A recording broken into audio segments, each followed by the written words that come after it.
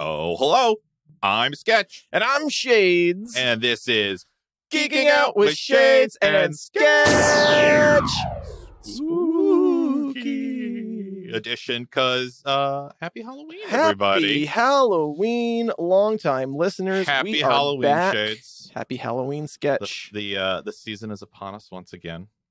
It is. Do you like my sexy podcaster outfit? It's lovely. It's literally all they had left at Spirit Halloween. It's just a bow tie, everybody. Just... Ladies and gentlemen, it is just a bow tie.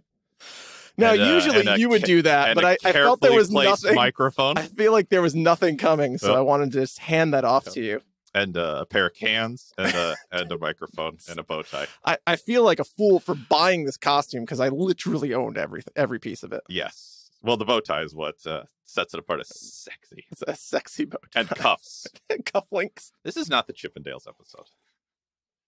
It is not. You see what I did there? I do. Guys. I see what you did. Happy Halloween, everybody. Every time you join us in another corner of the Geeking Out multiverse. Shades. This time it's a spooky corner of the multiverse. Well, picturesque, though. That's a word for it. That's a word. I mean, we're in nature. We are. On a lake. Everything around us is on fire. Festive fire. Festive fire, yes. Yes. We are GOCO set up on the beautiful shores of Camp Chippewa. Means orphan. Does it? That's mean what she says, but it doesn't actually. No. Canon-wise, it does. Canon-wise, yes. Yep. Camp Chippewa, everything is on fire. People were screaming. It seems to have died down at this point. The season. Tis the season, Tis yes. the season for screaming. Yes. Sketch, if we are on the beautiful shores of Camp Chippewa and everything is on fire... then that must mean we're talking about... the Addams Family. I thought this was the Catwoman episode. Oh, boy. I watched Catwoman for a third time. This is going to be awkward. Halle Berry's Catwoman. Specifically, longtime listeners, we're talking the 1991 and 1993 sequels. Addams Family Values. Yes, we'll get there, longtime listeners. Yes. Sketch, do we have a theme song? Yes, an iconic theme song. Da-da-da-da. Da-da-da-da. Da-da-da-da. Da-da-da-da.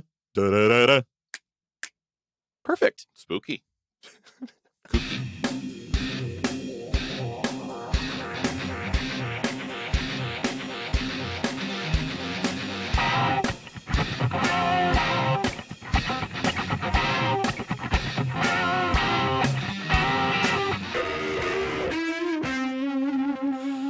Oh my goodness.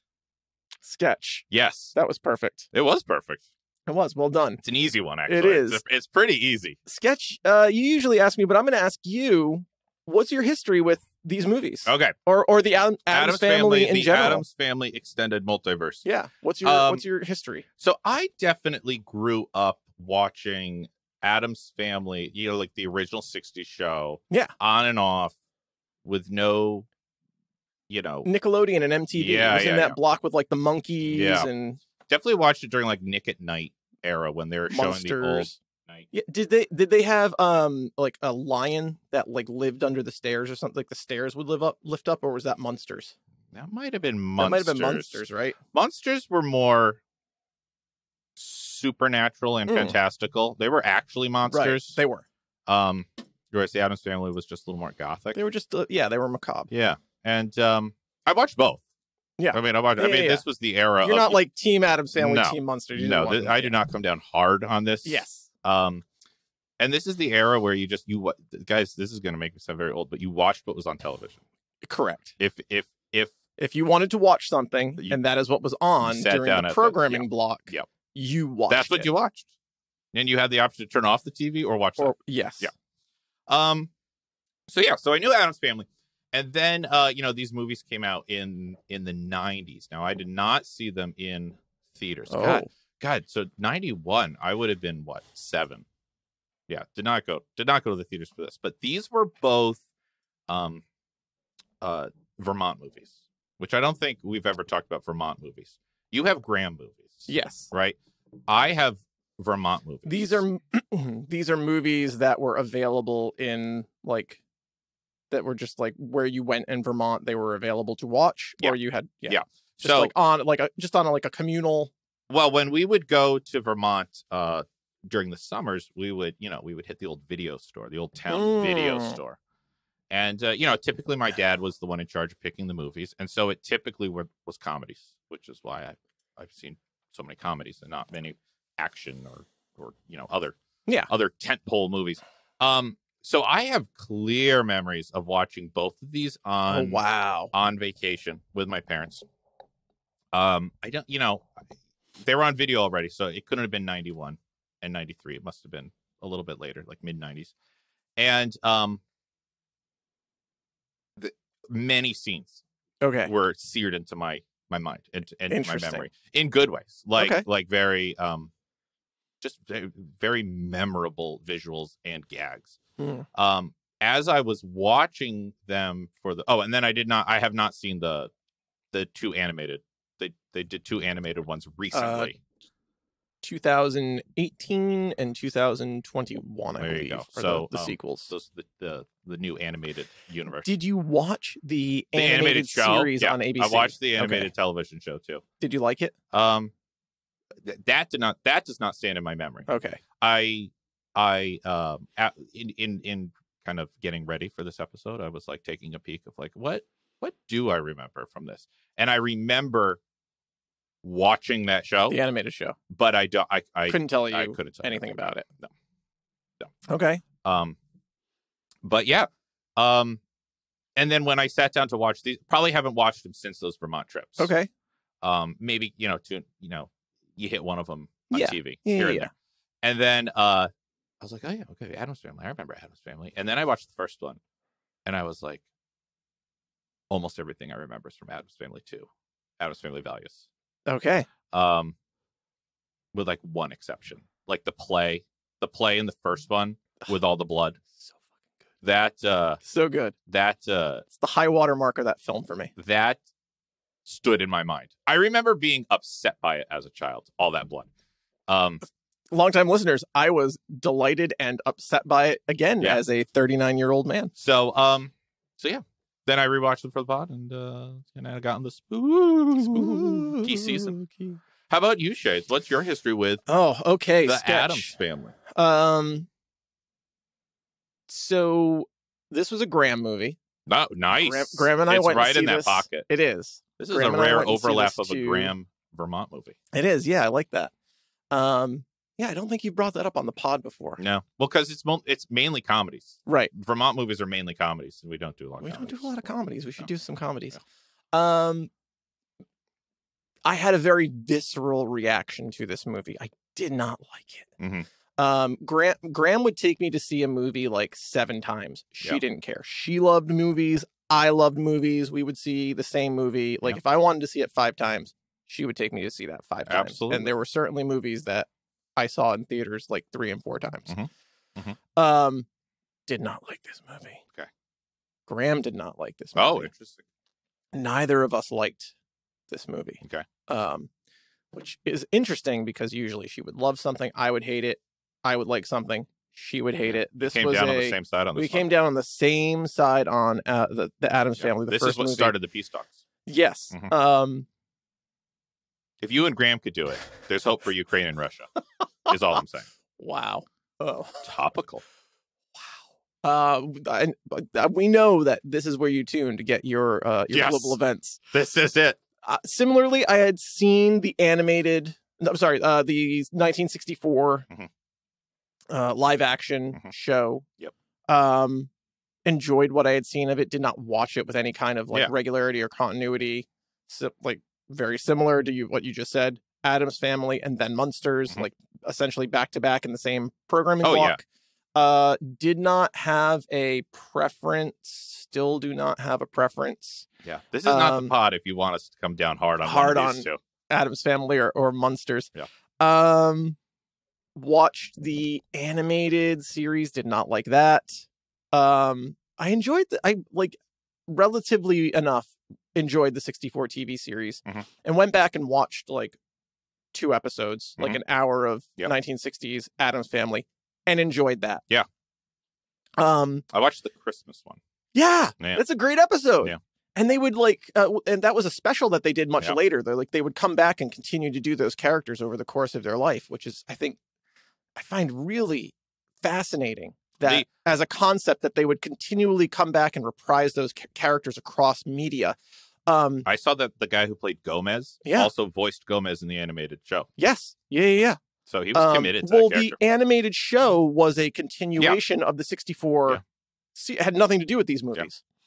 It's just you don't often see the actor stick around. That was a weird that era of animation, like the Back to the Future cartoon also had Christopher Lloyd come back and do. That was a weird era that ABC was able to get the mainline continuity actors to come back and voice things. Oddly enough, the Christopher Lloyd didn't come back as Fester. Not. Well, it wasn't the same. It wasn't that movie. It was. It wasn't in continuity with that movie. This is how the extended universe gets all fucked up. So crazy. Yeah. Have not seen the animated ones that have come out recently, and I had such a visceral reaction to Addams Family that I had never seen Addams Family Values. Oh, really? Until this pod. Oh, and interesting. Spoiler alert, did not enjoy Addams Family. I find it, you can quote me on this, near unwatchable. Okay. I was like, oh God, I gotta watch another one of these. Yeah. I think I texted you I did not enjoy this. Yes, you did. And Elise was like, just say you watched it and don't watch it. Wow. Yeah. How many times have you done that for the pod? Never. I've never done it. Big wink. No wink. Big wink. Make no great wink. audio. Wink Long and a time bow tie. listeners. I have never not watched a movie. I have watched Catwoman. Yeah, I watched it 3 times now. All my notes are about Catwoman for this episode, everyone. So this buckle up. Be awkward. I have Civil War. I rewatched Civil War. Did not enjoy it. Rewatched so many things that I have not enjoyed or been in love with that I've been I know this movie, but I'm still gonna watch it. LTLs though they're shocked right now because they're going, Shades is such a professional. I've never known him not to enjoy something. He's just always. Usually I can find something that I enjoy. Anyway. Anywho. I'm like, oh God, I gotta watch another one of these. So then you tune into Addams Family Values. Addams Family Values, fully expecting to fast forward through it. And from the moment it started, I'm having such a good time. Yes. I watched it all the way through. I went to fast forward a couple times and was like, oh, this looks interesting. I don't want to miss this. And I went back and watched it from that spot. So I went in totally thinking I'm just going to fast forward through this stuff, blah, blah, blah, blah. Yep. And I'll get to the end. I'll have an experience. I'll be able to talk about it for the pod. Because I'm kind of in a weird place right now, longtime listeners. Yeah. I'm going through some things. My dad recently passed away. Yeah. So take that for what it is. That isn't sympathy, feel sorry for me. But I'm in a weird place. Explaining your headspace. Yeah. I'm in a weird place. I'm like, I just don't have the patience for this to sit down and I'm not having a good time. I don't want to watch this. And I had such a good time from go. Even if I'm just well, that's an interesting choice. Yeah. The movie starts Angelica Houston, Morticia Addams is oh, Gomez, I'm having a baby right now. They don't give her a baby bump. Nope. They don't ever show you anything. The hospital looks like it's just offices on the Paramount lot or wherever the hell it was shot. I don't know. They make no attempt to let you know that it's a hospital other than holding up a very wet baby. Baby doll. Yep. It's a doll. Yeah. And a lot of dolls slaps it in the ass to get away with some of the things they got away with.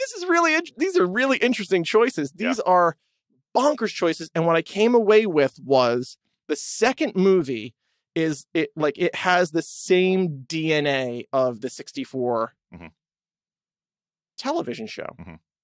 And those comics from the 1930s that Charles Addams, it has that macabre DNA of they're just different. They're just different people. And the first movie, we'll get into it. We're going to get there. But I got things to say genuinely enjoyed Addams Family Values. Yes. Which was so surprising to me. This is a rare example of a sequel clearly surpassing the original. Oh, hands down. Would you... This is bonkers. Would you ever have thought that Raul Julia Gomez was dying while he was making this movie.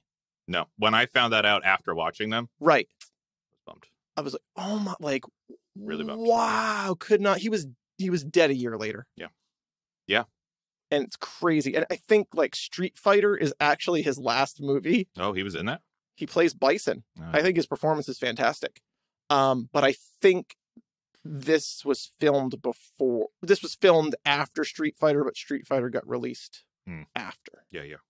Got to build. So like, yeah, he was like hard, like in the process of dying. Like, didn't know it. Like he was sick. Like a bunch of the actors have talked about this. Like he wasn't really eating. He seemed frail. He just didn't seem himself. Right. And like a year later, he was dead. Yeah. Very unfortunate. Crazy. I would say like actor of his generation and like such a culturally influential actor that like maybe has not been matched since, like a gravitas. There you go. Yeah. Anyway, that's my history with Addams Family. As of recording this, yes. Because it's freshly out. Neither of us have seen the prequel. There's a prequel? Black Adams. Didn't that just come out like this weekend? Black Adam.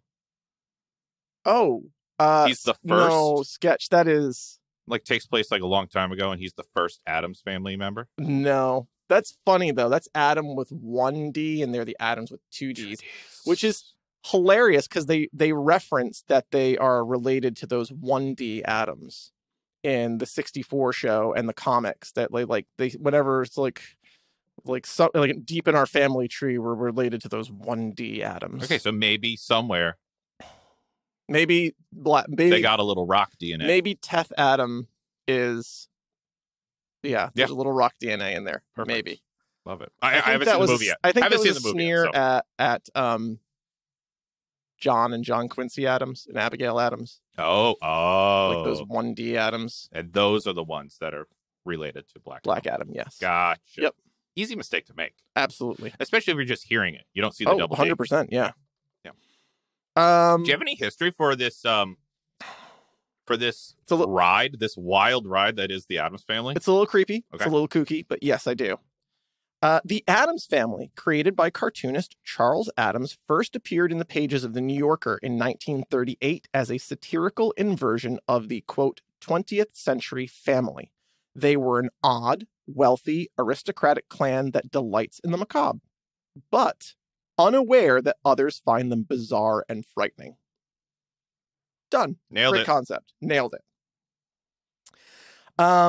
The family members went unnamed until the 1964 TV series, except for Morticia and Wednesday, because they received licensed dolls in 1962. So until the TV series came out, none of them had first names. They were just the Addams family. Boy Addams. Yeah. Well, they were just like images, really. They were just like, if you've seen like a New Yorker cartoon, there aren't like panels. It's like just a set piece, and they're doing things. Yeah, they're doing something. Names not. I found that really intriguing. That so much of the DNA of the Addams Family actually comes from that 1964 TV show. Do you have in your history there where the name Wednesday comes from? I don't. Do you? I don't either. I don't either. I think they're just. I did a Google search to see if I could find out, and I didn't see but I didn't dig Morticia and Wednesday were chosen specifically because there was a licensed doll of each of them in 1962. Yeah. I couldn't find what doll line it was, but that's I think interestingly this is a fun Easter egg. The doll that Wednesday plays with in the movie and keeps ripping the head off of is the Wednesday Addams doll. That's pretty cool. Don't know who made it though. That's what that thing is. Good pun. There's a severed hand in this property. Full but a sentient living severed hand thing. Yeah. Charles Addams says, quote, Gomez and Pugsley, this is the DNA of the family. Gomez and Pugsley have to be enthusiastic. Morticia is even and muted but witty. Granny is foolish and bumbling. Wednesday is her mother's daughter, but more capable. The house is a wreck, but every trap door is in good repair. Money is no object.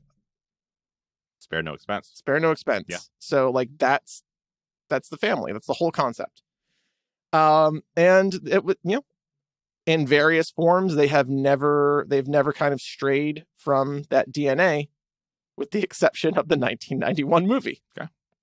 So it was conceived in the late 80s by Scott Rudin, a development executive at 20th Century Fox, who pitched an adaptation of the Charles Addams cartoons to the studio. They enthusiastically agreed it was a good idea and set out to purchase the rights to make the movie. Okay. So this like film aesthetic, let's just get out of the gate here. It's very much like tied up in the DNA of Beetlejuice. Yeah. So, it feels, it's not, you wouldn't watch it and go, oh, Tim Burton made this. Right. But you would go, someone watched some Tim Burton movies before making this. Yes, exactly. So late 80s, that's prime Beetlejuice territory. Oh, yeah. There's the movie, the cartoon series, there's Everyone a comic, was there's juiced video back games. then. Yeah. So they're like, oh, yeah, let's ride this. I'm saying, let's ride this Beetlejuice wave. Yeah. Ride the juice. Orion Pictures owned the rights and refused to sell them to Fox because they were planning a TV series reboot. I remember Orion, now that you said that. Yeah, I mean, they had a great catalog of, like, stable of character, like, Masters of the Universe, RoboCop. Like, Orion was a major studio. They were a big player back then. Big player. They're right up there with Warner Brothers and Universal. I would say they're in the top 5 for like big budget blockbusters. Mm-hmm. And they want specifically a rebooted version of the 64 show. Sure. Also hindering the process was that Charles Addams' widow also held on to some of the rights to the Addams. And she was not really excited by this. Yeah. By 1990, the cast was in place. Oh, okay. So we moved on anyway. Yeah. Well, Fox can't do it, but because Fox was like, we want to make an Addams movie, sell us the rights. Orion was just like, all right, we're going to make a movie. Oh, okay. So Orion decided to move forward with a movie. Like, gotcha. Let's just do a movie instead of a series. Yeah. By the 90s, the cast was in place, but their ideal director, Tim Burton, passed on the project in favor of doing Batman Returns. Okay. Instead, they tapped Barry Sonnenfeld, who was just a director of photography and a director of cinematography. He had never directed a movie before, and hired him. And this is his first directorial debut. Barry Sonnenfeld, Men in Black. Yeah. Very successful director now in his own right. Good on you. This is his first gig. He plays Joel's father in The Addams Family Values. Joel's father. You know, Joel, the kid at camp. Oh, I have no idea what his name was. I was just like, oh, it's the guy from Numbers. Sure. David something. And also Mr. Universe in Serenity. Is he? Yeah. No. They killed me, Mal. They killed me with a sword. I know him as Joel. From Addams Family Values. That's fine. Yeah, his father was played by Barry. That's fantastic. Yeah. I love when directors do that. Production was plagued from the start by illness. Raul Julia burst a blood vessel in his eye, and they had to film around him. Angelica Houston suffered from intense, debilitating headaches because the aesthetic of Morticia was that her eyes would like curve up. Yeah. Morticia is like lit with a very specific spotlight. Yes.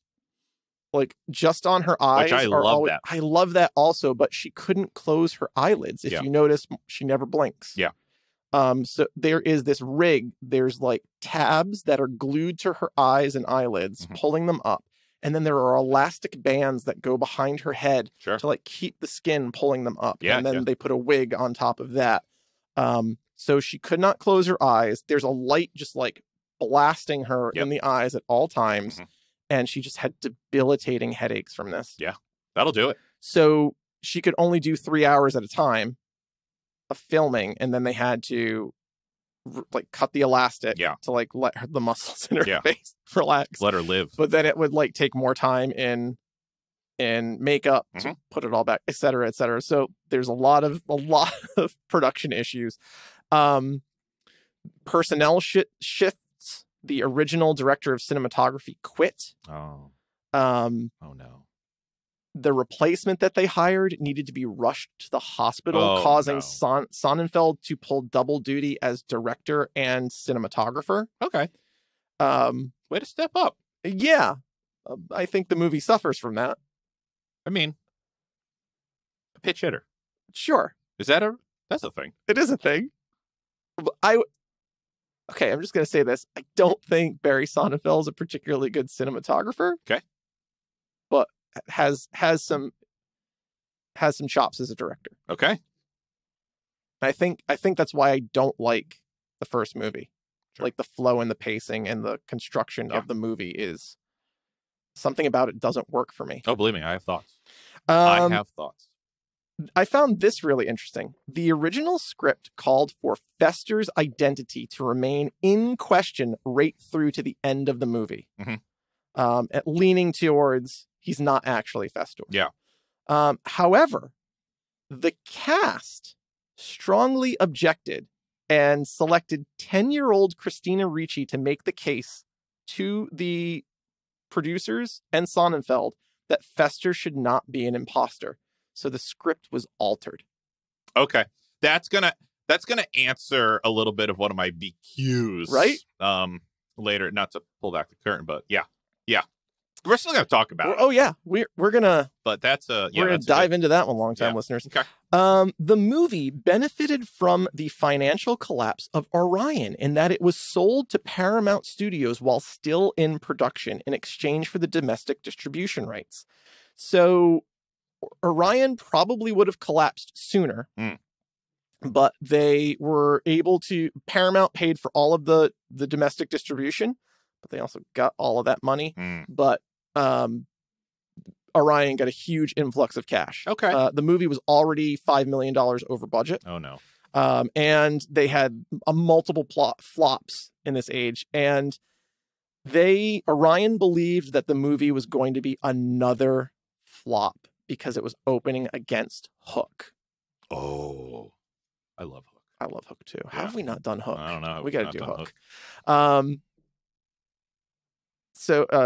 And it was sold so late in the process that the cast, the crew, and Sonnenfeld himself did not know that it was a Paramount picture until a reporter asked them about it. Surprise. At the premiere. Okay.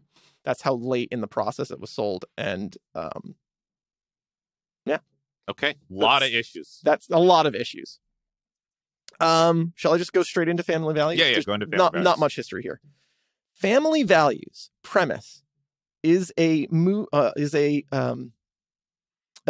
in the spirit of Charles Addams' concept and is a response to, and indictment of the Bush 41 and Dan Quayle position that, quote, the 1992 Los Angeles riots was the result in a, quote, breakdown in family values, unquote. We all saw it. I mean, it's blatant.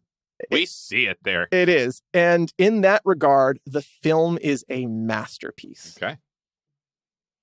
That's my little thought at the end. There you go. So the whole movie, and that's where I say, like, it has like the DNA of the 64 series and the Charles Addams cartoons. That is a direct like flip of what mainstream society is saying at the time.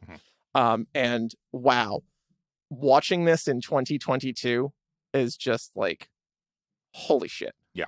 And it was a masterpiece. Like chef's kiss. Yeah. Well, does it? I don't think I say it. I'll say it now. There's many things that make 2 better, and I'm going to save some of that for what I'm going to say in a little bit. But one of the things I will say is that 2 is timeless in a way that 1 is not timeless. Which is interesting because it's so rooted in the time. Yeah. But it is. But I 100% agree. Yeah. The comedy, the plot, the characters, much more timeless, whereas 1 feels much more a product of a certain age. Well, I mean, this is literally my first rant. I've already said it, but I don't want to like go right into rants. But it's so painfully trying to be Beetlejuice, and it's not. It's not Beetlejuice. And that's my biggest rant of the first movie. But I think that's what you're speaking to. The first movie is just like a rip on Beetlejuice. Yeah. Yeah. And the second movie is its own thing. It's its own thing. Yeah. Yeah. Yeah. The second movie, well, okay. It's also my first rant. So let's just get these out of the way real quick. I don't have a lot of rants. The first movie to me feels like it feels like it is just an episode. It's like an episode of a television show that's just been given a lot of budget. Yes. The second one though and not a good episode. It's like one of those episodes in the middle that like the B team wrote. Yeah. It's like it's one of those like made for TV movie kind of thing. But it got a release. The second one is written, produced, and performed as a movie. Yes. It is a movie from beginning to end. Yes. Whereas the first one does just feel like, hey, remember that show? Let's like kind of update it, bring it back to the modern audiences in the early 90s. And but we're still gonna like shoot it and perform it as if it is the show. Right. So it almost sometimes feels almost like I'm watching a stage show. Yeah. Or something. Oh yeah, strong agree. Which, well, we haven't gotten to our scores yet, but it has its place. But 2 is objectively better. Sure. Because it's intended to be a movie. Yes. From start to finish. There's an Addams Family musical. Good, nice. That I left out. Just like Beetlejuice. They've both been turned into musicals. I haven't seen Beetlejuice. I've seen Addams Family put on by a regional theater. I have not seen like the Broadway production. Mm-hmm.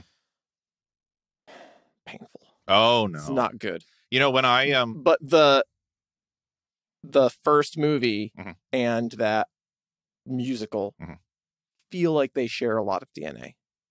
Did you know that there's a third movie? Because when I Googled Addams Family, like where to find is it direct to video? Yeah, it was a direct to video. Addams Family 3, because the kids had gotten too old to play the kids again, and of course Gomez had passed away. Has passed away. Is it just Angelica Houston? No, it's not. I don't even think it's her in it. It's a brand new cast. But it's Tim Curry is Gomez, and it's supposed to be god awful. So I didn't even mention it to you because I'm like, I do not love Tim Curry. I also love Tim Curry, almost just for Tim Curry. And I'm, who knows? Maybe we'll watch it as like Patreon or something. Maybe, but I think the whole thing is on YouTube. Like the whole thing is on YouTube. Oh, that's never good. And that's never good. Bad. I clicked on the image because when you Google these things, the image they give you the first. preview. And so then I clicked on I watched the preview. Not good. And then like There's all Addams the Family 3 Addams Family reunion video. And it scores poorly. I don't know what to do with that. Yeah, put that in your pocket. It's so bad it didn't make it into any of like the wikis, like oral histories. Yeah, it's rough. I haven't seen it. That's I've never crazy. seen it. I didn't even know it came out when it came out. That's crazy that it's not even mentioned in the Addams Family only values wiki because of that there's Google a sequel to it. Yeah. That's how you know it's bad. Oh yeah, it's been buried. But is it worse than the first movie? That's the question. I believe it is. But I haven't seen it, so I shouldn't say that. I know, right? Only one of us doesn't watch things. And I have never, longtime listeners, I just want to say this again. I have never not watched something for the pod. This was the first time I was going to do it, but I watched it and I enjoyed it. I just have to add, for the LTLs, a slight asterisk. You did put one of the Marvel movies above your least favorite Marvel movie, even though you had never seen it at the time. Now, we didn't do it on the pod. We did not do it on the pod. That was a Patreon exclusive. But we're not even supposed to talk about it, Sketch. But it did make the list. I have never seen Thor the Dark World. Yeah. I don't think I'm alone in that. Oh, no. Evidenced by Avengers Endgame. Yeah. A third of the movie is taken up with Thor the Dark World. What happened in Dark World. Yeah. I have no plan to see it. Oh, yeah. Not my least favorite one. But it's not your least favorite one. No. Long-time listeners, if you're curious about that, Patreon exclusive. you can head over to our Patreon, patreon.com/ to Endgame. Yeah. That's when that came out. Yep. There we go. Yes, this is a follow-up to Endgame. Should we stick with rants and get through it? No. Let's do the scores. Okay, cool. Let's do scores and. But yeah, I think it was worth talking about in that moment because we were dancing around the fact that it's just trying to be Beetlejuice, and it's not well constructed. It's like a B tier episode of a television show. Yes. All right, the all important internet scores, and longtime listeners, we put that in quotes. I don't really give a shit what the internet says about movies. It's just context. Context. It's just context. IMDb gives Addams Family a 6.9. Rotten Tomatoes, both fan and critic, is a 66. Google, only 85% of Google users enjoy this movie. And I gave the first movie a 40. Okay. I did not I quote, nearly unwatchable. Yeah. I gave the first one a 75. Wow. Yep. Okay. It's in my realm of like, yeah, watch it once, go through it and enjoy it. I had have you seen Hocus Pocus 2? Yes. Okay. I had a similar reaction. I would not. Yeah. Yeah. In that, would like, not give that spoilers. It's not great. No, but like, you know, I watched it and it was like interesting to see. And I was like, okay, that's like a one and done. I don't need to watch that ever again, but one is a classic for the holiday season. Yes. I feel the same way about Addams Family, just in reverse. Okay. One is like a one and done. I got the context, I got the characters. Sure. And then two is like, you could keep going back to two. Yes. You could keep go to the well. Two. Yeah. Go to the well. Yeah. Spoilers for Hocus Pocus 2. It was really fun to see the Sanderson sisters again. Yeah. But they did an event for like New York Gardens and Green Spaces last year, and I think that was better constructed. Yeah, I think you talked about it on our Hocus Pocus episode. Yeah, I did. Yeah, it was definitely worth the single watch. watch to see where it goes and what happens. Good on you, Disney Plus, for sending it right to Disney Plus. Yeah. Filmed in Rhode Island. It was really weird to see like places that I frequent. And it wasn't actually filmed in Salem. No, oh. No. Did you know this was the Hocus Pocus 2 episode? Just as an aside, because we're not doing a full episode on Hocus Pocus 2. Definitely not. Not even a paragraph. The cemetery and the church. Mm-hmm. The Great Salem Cemetery is literally a 10-minute walk from where we're recording right now. Oh, cool. And that Walgreens is on Federal Hill in Providence. I could tell that was a real Walgreens. Yeah, it's a real Walgreens that you can go to. That long time. It's on Federal Hill in Providence, Rhode Island. I feel like Avenue. Walgreens financed a lot of that movie. 100%. And specifically that specific store. I turned to Elise and said, how much do you think they paid? Yeah. The mouse. Yeah. For this. However, the Walgreens scene was my favorite scene in the whole movie. It was the best. Yeah, it's the best. It scene. was just a Walgreens commercial. So good on you, Walgreens. There's a companion Walgreens commercial. Yeah. Oh, is there really? The Sandersons. It's just a Walgreens commercial. Perfect. Yeah, Salem, they built it on a farm somewhere in Woonsocket. It's not a real farm. And every time they're in the woods, they're on a soundstage because Bette Midler doesn't go into the woods at this point in her life. Yeah, that historic area of Salem, that does not exist in actual Salem. Back to that's all you're getting from Hocus Pocus 2. That's all you're hearing. You've been clamoring, and that's what you got. A little treat for you this holiday. See what I did there? Yeah, we were tricked, and you got a treat. Exactly. Addams Family Values got a 6.8 from IMDb. That's a real head scratcher for me. Rotten Tomatoes 74%.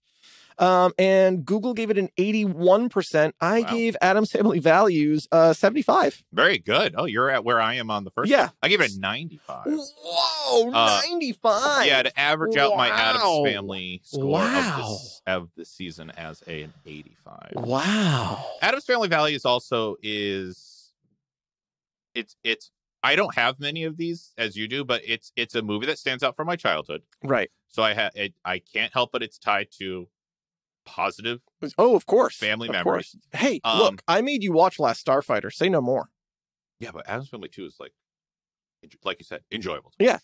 And then, I went into this not watching it probably 20 plus years going, God, this is going to be one of those things. It's going to be a Halloween tradition.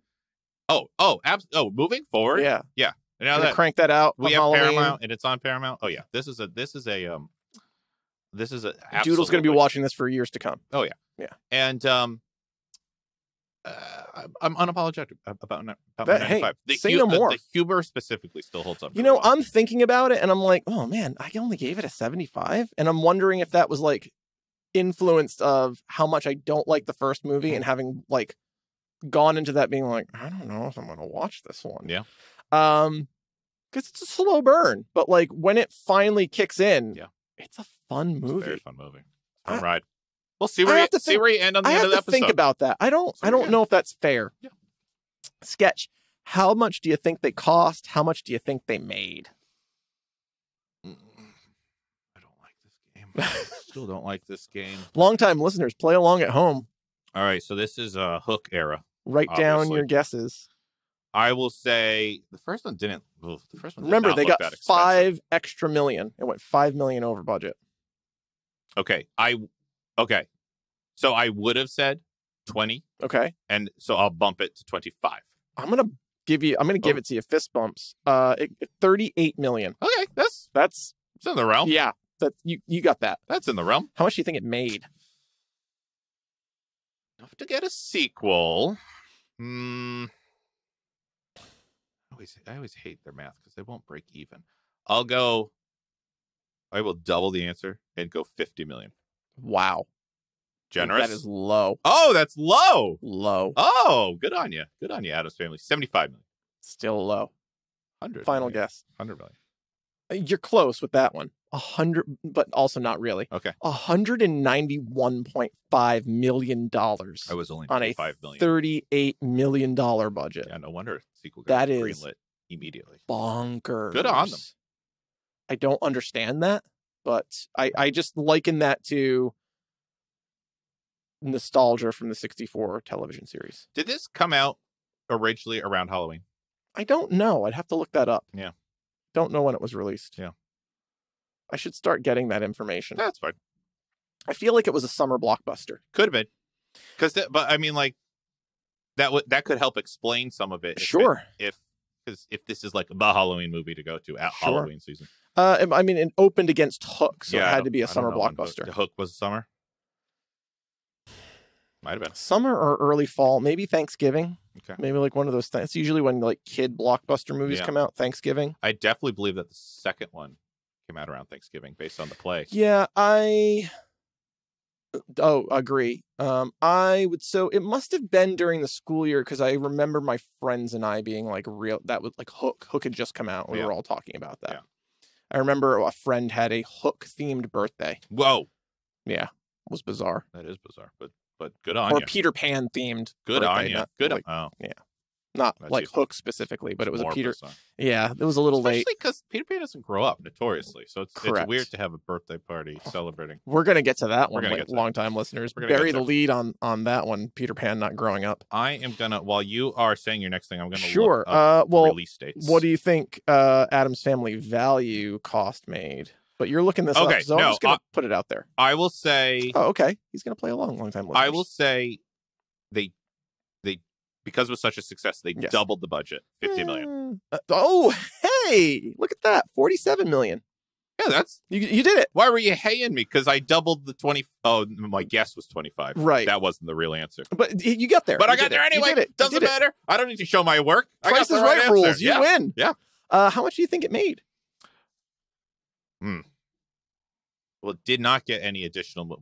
It did. It got a third movie. It just went direct to video. I will say not as successful as the first, although it should have been more successful. Should have been more. I will say it did not break 100 million.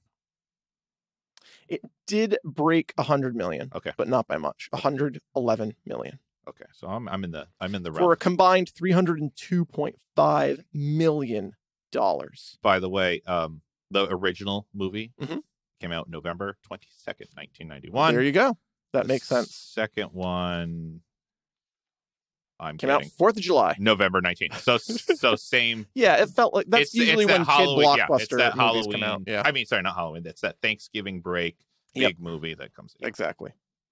That doesn't answer the Halloween bump. Want to go to rants or raves first? Let's start with raves. Okay, raves. I got some raves. I got raves for a couple days. Do you want to start? Yeah, I'll start with one. I mean, you've already touched upon it.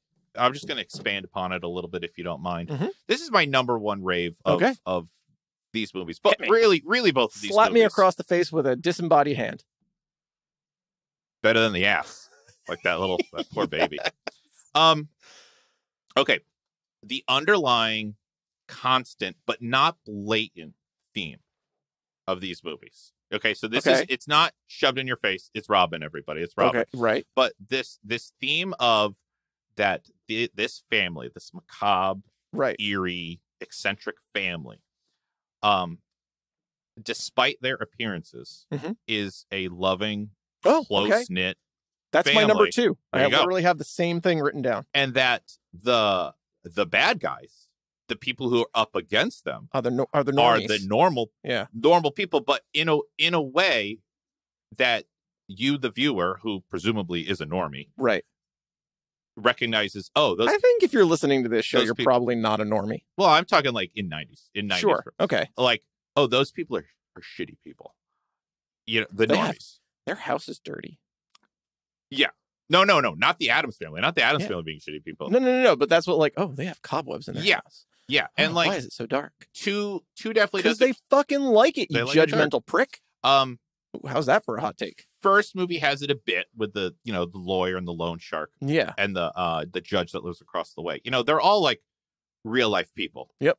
You probably know someone. Maybe you are that someone. Fits, one of those three. You especially back then, you probably don't know anyone who fits any of the Addams families. Oh no. Yet you're gonna root for them. Yep. Because they are embodying the values, presumably, that you hold dear and that you value. 100%. Second one takes that and it hits it even harder. Yeah. Oh, hits it even big harder.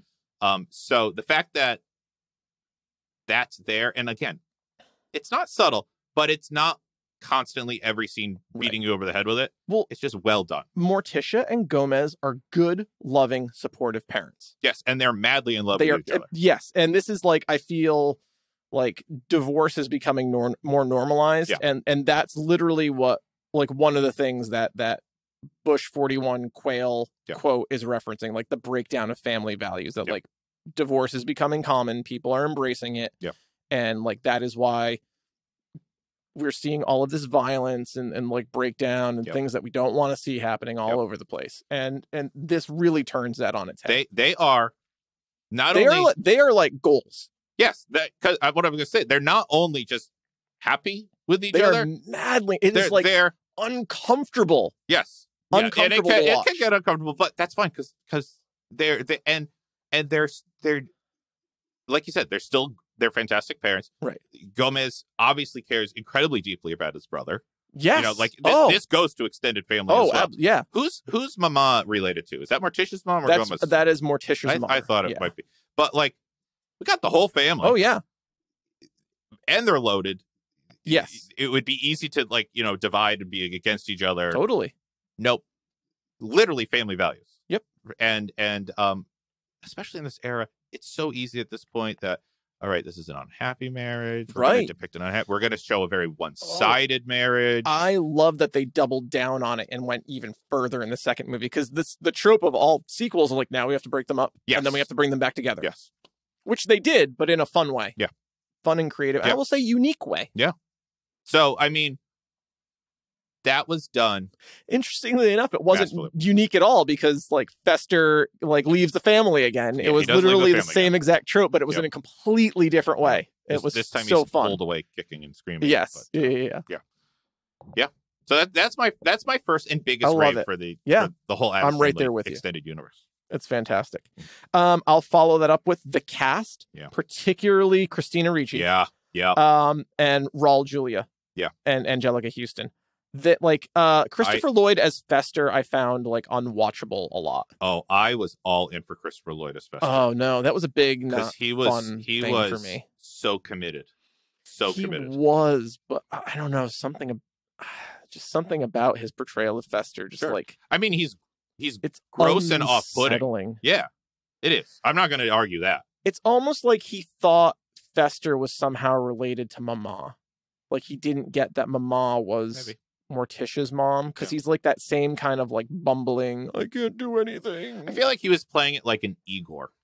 Like he was the Igor, but I was all in. I loved it, and some of the most iconic things that I remember are his scenes. I agree with that, but anyway. Anywho, that's me. I like Christina Ricci, top build there, and Christina Ricci was born for this role. She stronger. The greatest injustice of the modern world is that in order for the Wednesday series to get made, Christina Ricci had to let the role go. But isn't she in it? She's in it, but she's not. Well, yeah, she's not playing Wednesday. But she's an executive producer on it. Like they couldn't get it made for so long. She's like, it doesn't make sense for her to play Wednesday, and like power to Christina Ricci to be like, okay, like we can still do this. Because this movie, but you are this movie. I feel like 30 years old now, so yeah, I feel like she was born to play the role, but also like shaped her entire life as a human being. Like, and I also inseparable from this character. And I also think it goes in reverse as well. She shaped Wednesday into what we know Wednesday to be now. Exactly. Strong, 100% agree. And she is to Wednesday as like Johnny Depp is to Captain Jack Sparrow. Yes. Or strong agree. You know, like these performers who have elevated a character to a point where they have helped create the character, even though the character existed before they were attached to them. And will exist after them. Yeah. But yes, so iconic. Strong, 100% agree. And just like a fantastic actor, not child actor, but she's so great. Much gravitas in that movie. And I don't know where it came from. I don't know like what kind of direction, if it was like I don't want to take anything away from anybody here, but when like I will say this as a rant that when Christina Ricci is not on screen in the first movie, it is near unwatchable because the tone and the energy of the movie just so radically changed. And like the sword fight scene play, they're reciting Shakespeare while having a sword fight and dismembering each other, and there's like fake blood everywhere. Fake blood just shooting out of their bodies. It's fake, but just like it looked just shooting out of them, and they're every member of the family in the audience so proud. Yes, but just delivering Shakespeare well. It's like wow. Yeah, I mean, wow, what an actor. Especially when you know she shares the scenes, almost all of her scenes with Pugsley, right? And he is, as I would expect of a '90s child actor. Yes. And so he seemed so flat and terrible, only in comparison to her, but because he also seemed like 10. What you would expect exactly from a 10-year-old who hasn't been doing this that long. And then you've got her just killing it. When I have a lot of favorite, and it was it was also obviously they picked up on this because they gave them the whole B plot of the second movie. So they understood. There were so many rewrites based on what was happening organically on set. Like exactly, they got the whole B plot to the movie. Do you have a favorite Wednesday scene? Because I definitely do. I think it's in Values after they watch. After they subject them to the Harmony Hut, and they have to watch Disney. Yeah, it's like. She makes everybody think Disney has broken her. Yeah. When she has the maniacal smiles, smile. The maniacal smile. That smile is fantastic. It is like, wow. Just, and like, again, 10 in the first movie, 12 in the second movie. Yeah. It's just fucking-tastic. That smile is everything. Everything I want it to be. Exactly. And then the speech that she gets. This is my 5th rant. I have other rants here, but I'm just going to go on to like double down on this. The douchey summer camp ends. Yeah. In at least spirit, with the triumph of First Nations over their white oppressors, by an ethnically diverse cadre of differently abled and neurodivergent heroes. What a statement! And like that speech that she gives is delivered perfect. Yeah. So that's a rave. That's a rave. Okay, because you said rant. So this is a rave that I'm going to come back to later. But just we're talking about just the cast here, like what we love about it. I love how perfectly that is delivered. My favorite Wednesday scene is similar to that. I think it's just before that when they actually do start to break her. When you actually start to see her get scared when they're singing Kumbaya. Yeah. Kumbaya. And she's like, you just see it start to break her just a little bit. She grabs at the fence. Right. Like she's trapped. Oh, that I don't know. That just gets me every time. Don't you just want to kill him? But we can't. But we can't. Those counselors. Christine Baranski and Peter McNackley. Can I? They're fantastic. Can I take? Because I'm about to say it anyway. My next rate. Sure. The whole camp, everything about the camp is so good. Yeah. What douchey summer camp? What a great indictment of like to bring those two in 90s mainstream culture. Yes. Set them up against that. Quote, I'm not even going to try and pronounce your name. His name is Jamal. Jamal, that's it. It's just Jamal. Like the kid actor playing Jamal, the way he smiles, like, this is funny because he smiles like, he smiles like not in character. It's like, son of a bitch. Yeah. Like this happens. Yeah. They're all too close to home. Too close to home. They're all such terrible. No, obviously not everyone. Yes. Well, all the popular kids, and then the popular kids and all the counselors, all the B tier are like they are neurodivergent, they are ethnically diverse, they are differently abled, and they're all injured. Yeah, they're all in. Well, because obviously everyone is. Yeah, everyone's targeting them. For every. They're in slings. They've got bandages. Yep. They literally burn the shit to the ground. Yeah, they don't match the mold, and so fucking fantastic. Yeah. The camp is definitely where the message gets the most blatant, but it's done so well. Plot of the movie, but it's so good. Yeah. It's so good. They really, and those two camp counselors are they're terrible. Yes, but they're so good. But oh my god, like I remember them so clearly. A lesser actor, not as confident in themselves, would have turned that role down. Yeah. It's so. That's like.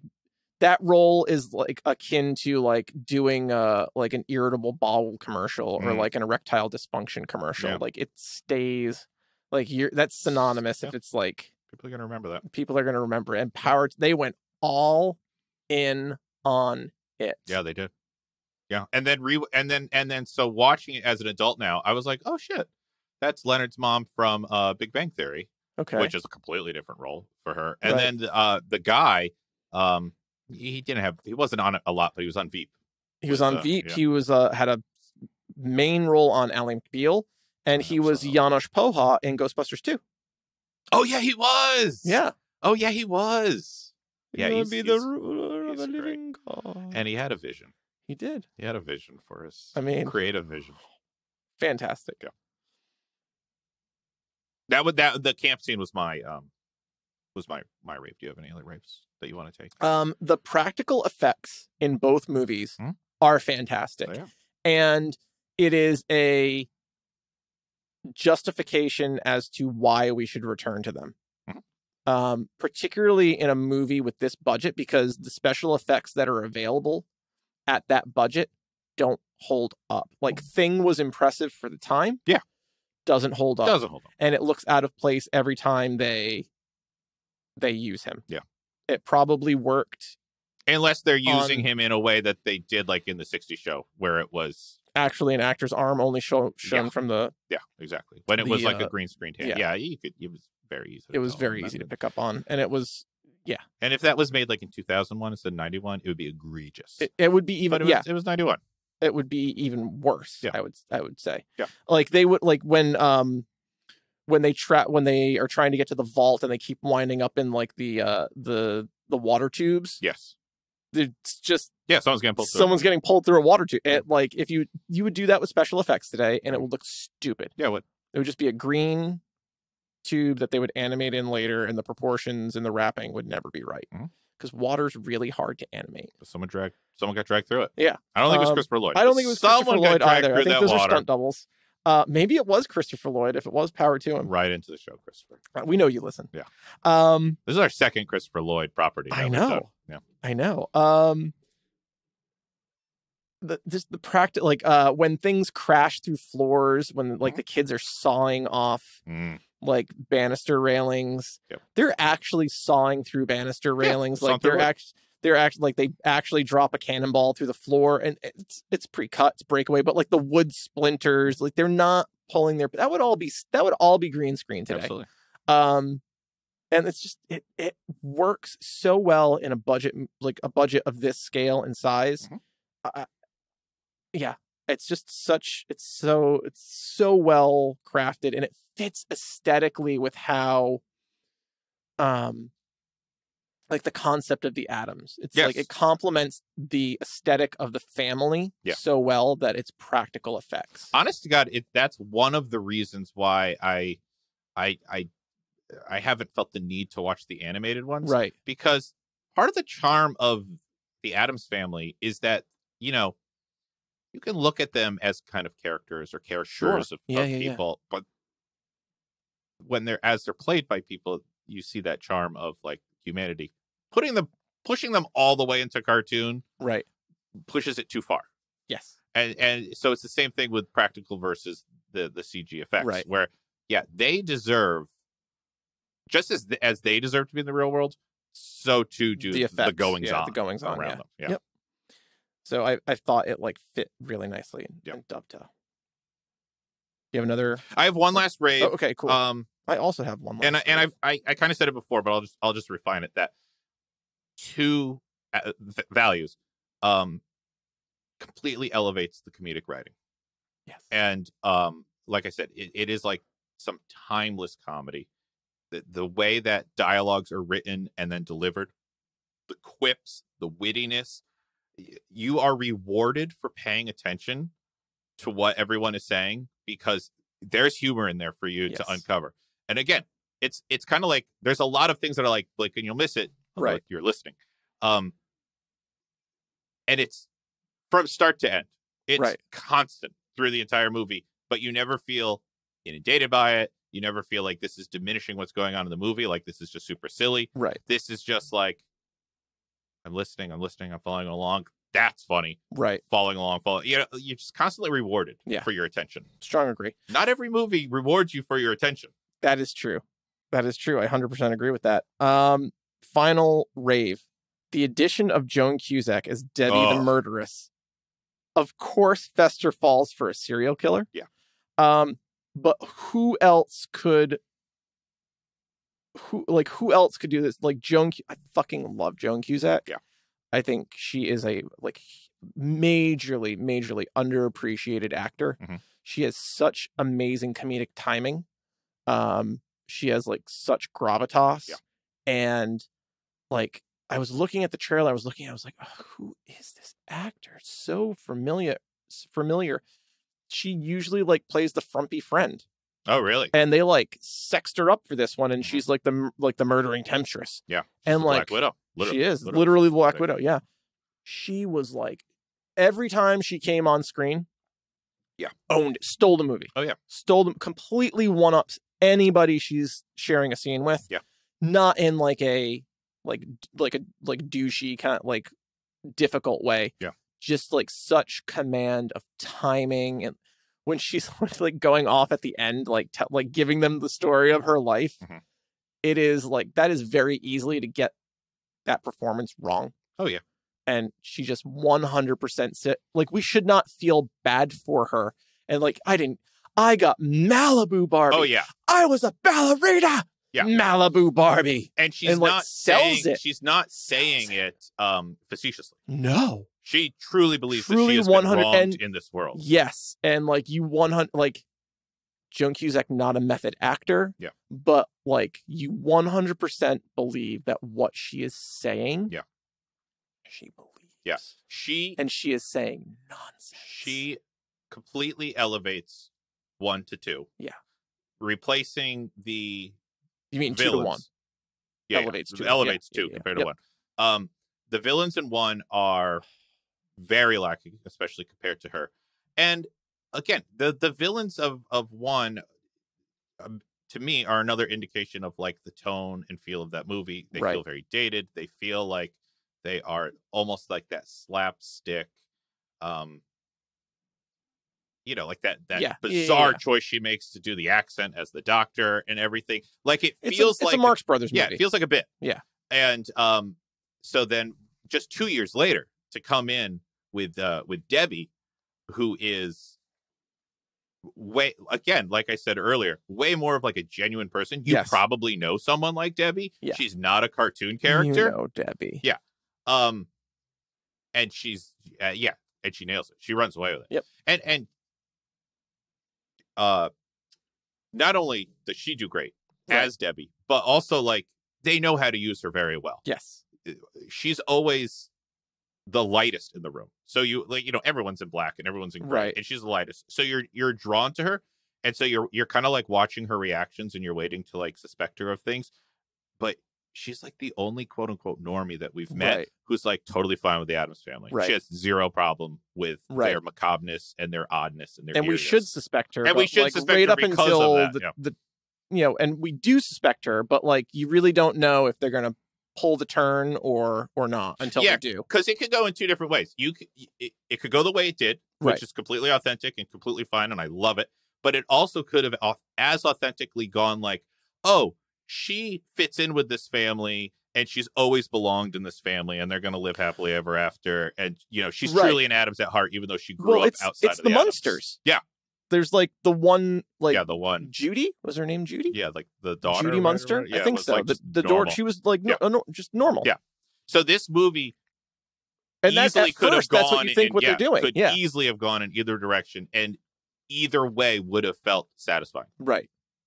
I agree with that. And I'm very happy with the way it went. Right. But I also think if they chose the other way, I think they proved they could have done that just as well. Electrocuted to cremation dust by a baby. I mean, I've never seen that happen before or since. No, bold choice. Her shoes were fine and her credit cards were fine. Correct. Where were her credit cards? You know, wherever she wanted them to be. It was so random that like the two credit cards just fall. They just fall. Just fall out of the dust. Like where were they? They were, you know. It's almost as if like it was almost as if they're presenting it that like she was drowning and she was holding them above the water, right? And then she died. And that's what I like. Yeah, she like completely is reduced to ash, and then the and then the two credit cards. Nothing left but two shoes and two credit cards. And you're absolutely right. Like she drowned and was holding them above her head, which is not the case. But yeah, it's pretty much the. I get. Okay, case. So my question, like, where was she keeping them? I get how that like at first was not clear of what I meant, but you got it. You got it. Like where were the credit cards that they like fell like they floated down afterwards after she's ash? Yes. Yeah. It was well. That's all she cared about. It's all she cared about. It's like she was holding them well here done, and, but it didn't make any yeah. sense. Yeah. Yep. Oh yeah. It doesn't happen that way. No. Yeah. I'm out of raves. I do too, but I think we had some good raves. We did. And I've already done my first rant. You've already done your first rant. Yeah. So I don't have a ton, but I don't either. You want to start? Sure. The strong political message of 2 is muted by over-the-top sexual innuendo. That was needed, I think, to get it past the suits and the norms who would have been offended. But it's like it is eclipsed by and then camouflaged behind Joan Cusack's boobs and ejaculatory champagne bottles. So it's so much better than the first movie, but then it has like the worst like lowbrow humor that it takes away from the really smart things that they're doing in this movie and saying that is important then. I think more important now that it was really interesting. And I don't want to get overly political here, but it was really interesting to watch this movie in 2022. We often talk about like, oh, whenever someone says like, we've never seen like a female heroine like this on screen before. And then we watch a Terminator. And then we watch like we haven't done it on the pod, but you watch Alien. You watch and like, oh wait, people were doing it. We like just mainstream wasn't talking about it. Here's a movie that's 100% a product of the time with like a very important message that like, oh, like this wasn't happening. People weren't doing this. It's not perfect. It's poorly executed, but they did it. They made the attempt. They got it made. It's there in the movie. But then it's like hidden beneath such like low and the lowbrow stuff are the things you wind up remembering. Yeah, I mean, I got a lowbrow one that I have in my rants that I have to list, but I'm okay with Debbie's over sexualization because I feel like she's going into this already have succeeding twice before. Sure. And this is how she knows how to do it, not realizing that Fester just wants someone to love and to love him back. And that's all he wants. Right. I'm fine with the character Debbie, I guess, like in this context. I'm like, it's a rant against the production. Okay. Like the construction of the movie. I think it's tonally eclipsed by like the messaging. Like the messaging that you would take away from this movie, I think winds up being like Debbie's very seductive. Yeah. And all of this like sexual innuendo humor. Yeah. And that's my rant there. Yeah. So like, I think this is a great example that doesn't get talked about. And there are probably many others that don't get talked about because like the kids just remember this stuff and they threw in. Oh yeah. I remember, I do not remember it being so sexual. Completely went over my head as a kid. It's a little something for the parents. Yeah. But borderline like not a kid's movie. Oh yeah, there were scenes that would, there was tons in 2 that would never fly today. Yeah, especially all the child murder or attempted child murder. Yeah, yes, there'd be outcry. Infanticide, is that correct? Yeah. But you know, like I said, I'm still. I know we're talking about 2 different. You're talking about the production. I'm talking about the character. I'm fine with the character because it again. I'm also fine with the character. Emphasized that like, oh, she's coming at this from a very superficial way because that has. What has worked for her against these other wealthy individuals. So in that sense, it's very well constructed. And Fester doesn't even know what to do with that. No. He's floundering. Fester's making dinner. Yeah. Like wearing terrible wigs, radically changing who he is. Because he's just like, someone who legitimately loves me. He wants what his brother and Morticia have. Right. That's a tall order. Yeah. Because as we've said, madly in love with each other. He wants someone who's madly in love with him. Right. And he wants to be madly in love too. Right. And she comes into it not understanding that. Right. That's not what he wants. But yet, it's enough for Fester. Misjudges his character. Yes, she does. The one that I just didn't like, it gave me like a shiver. And it is a rant that I wrote down because it did take me just a second to be like, when Fester's in bed. And Gomez is like, again, we're in values still, and he's just like pining over what we're just talking about, not having a love of his life, not having what his brother and Morticia have. Gomez says, "Well, you have Thing," and it pans to Thing, and like Thing shudders, and I'm like, "Oh, I do not care for those implications. I do not want to think about that. That is, we've gone too far." We have gone too far. That was too far for me. That was right up there with like in the it's also in the second movie. It's not featured as prominently, but they have like the Addams Family cuckoo clock, and like Gomez is like there's like a kiss sound effect, and it's like Gomez and Morticia kissing, but it's Gomez burying his face in Morticia's boobs. And that's not what they're on a like. Cuckoo clock. I mean, they're not like that at all. They if she speaks French, that like that's sets his turn them off. on. Yeah, but. And it doesn't have to be a coherent state. It's just any French word. It's brilliant. I love that. It's just like. Did you think I was going to bring up Bluey in this episode? But there's episode of Bluey where the dad bandit plays a chef, and everything he says is in French, so the kids can't understand him. But everything he says are real French words and make no sense. To the thing. And that's so awesome. Do they put subtitles up? No. There's no subtitles. So you have to look, if you don't know French like nonsense. Me, there's a Reddit thread where someone has said everything. That's and like fantastic. He says things like, I am a dog. And where is my passport? But he's like a chef and it's all right. Anywho. That's wonderful. Pavlova is the episode if you're wondering what episode that is. There you go.